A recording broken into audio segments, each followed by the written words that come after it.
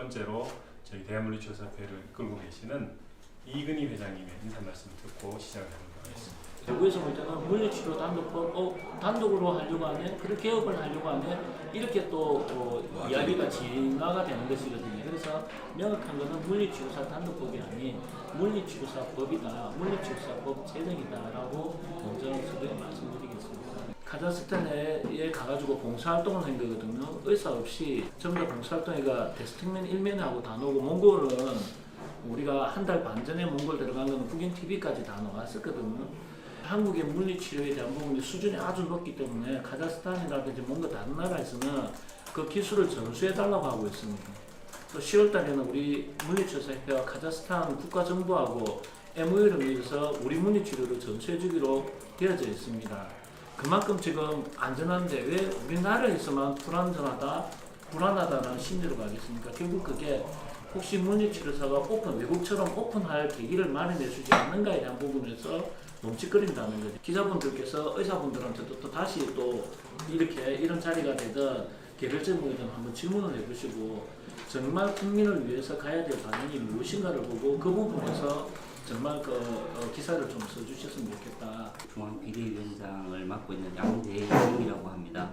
우리가 다시 개정하고자 지금 이런 단독 법안을 올렸는데, 이 법안 자체는 전국에 있는 국민들에게 건강보험과 보건복지에 관한 부분들을 성실히 수행하고 있는 와중에 현행법과 그리고 그동안 개정되지 않아서 나이도 늦은 의료기사법에 대한 부분들을 새로운 시점에서 국민을 위해서 우리가 바꾸어 나가는 한 시점으로 생각하고 국민을 위한 법안이다라고 생각합니다. 그래서 저희 물리치료협회에서는 국민들의 건강권을 위한 사명감을 가지고 법안을 올리게 됐습니다.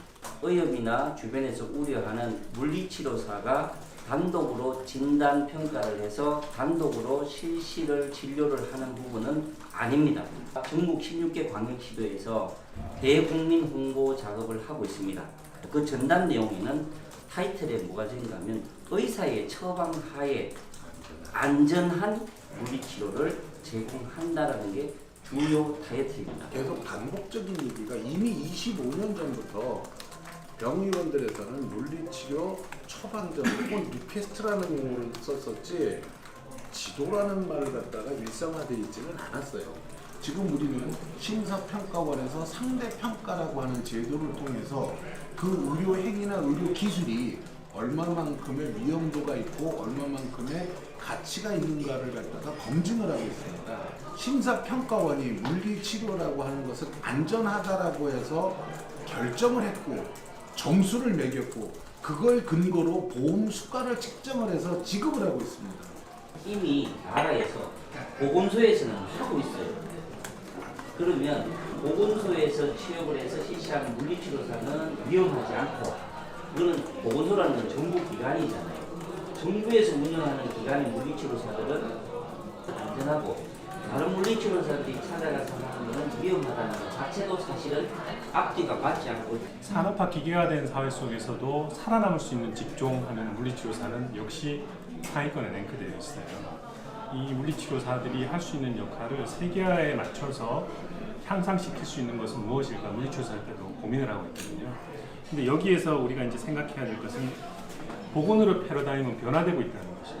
그럼 이 보건의료 패러다임이 변화해서 우리가 얘기하는 것은 의사의 처방 하에 물리치료를 한다는 것이죠. 이것은 어떠한 대립이나 갈등의 구조로 간다는 게 아니고 함께 상생을 협력할 수 있는 방안을 모색하되 국민보건 향상을 위해서 우리나라가 선진국에 걸맞는 게 무엇인가 생각하면은 저는 이게 아닐까. 그래서 의사의 처방하에 물리치료사 업무 체계를 확립을 통해서 환자 중심의 의료 전달 체계를 확립하겠다는 이것이 저희의 모토고, 이것은 다른 선진국에서는 다 이렇게 되어 가고 있는 세계화된 추세거든요. 거기에 맞게 저희가 발맞춰서 노력하고. 토론회장에서 당시에 그날 토론 있을 때 한 토론자분께서 그런 말씀을 하셨어요. 처방을 받아서 가져오면은 약국에 가서 처방을 받고 이렇게 약을 받듯이라는 표현을 쓰셔서 그게 사실 의사분들이 우려하는 내용을 아예 대놓고 딱 말씀을 하시는 거를 필요하다고 식으로 말씀하셔서 물리치료사 안에서도 약간 이 부분에 대한 이해도가 물리치료사가 내부든 외부든 어떤 행정을 우리나라는 의사 처방 없이는 안 돼. 미국도 의사 처방을 받고 있습니다. 처방을 받는다는 건 무조건 뭐 의사 평가, 의사 처방 안 해주면 못 나가는 거죠. 그 내용은 그런 뜻으로 얘기한 것은 아니라고 저는 알고 있는데 그 내용이 뭔가 하면 처방전이 만들어지면 마치 약국에 내려가서 약을 타는 것처럼 지도에서 처방으로 바뀌게 되면 보건소에서 지역에 있는 중증 환자들을 찾아갈 수 있는 서비스를 정부에서 좀 더 확대된 의료 서비스를 할 수 있는 범위가 넓어진다는 의미입니다. 그리고 다른 지역에서나 다른 나라에서도 그렇게 하고 있습니다.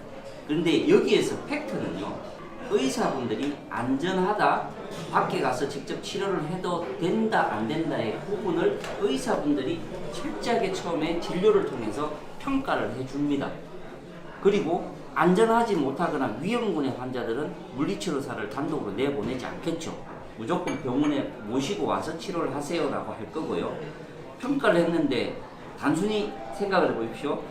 다리가 부러지거나 양쪽이 부러져서 병원으로 이동 자체가 어렵습니다. 그런 환자들은 잘 붙어가는지 염증은 생기지 않는지 여러 가지 부분에 관절의 가동 범위는 어떤지를 가서 체크는 받아야 되는데 이럴 때 환자들 입장에서는 당황스럽습니다.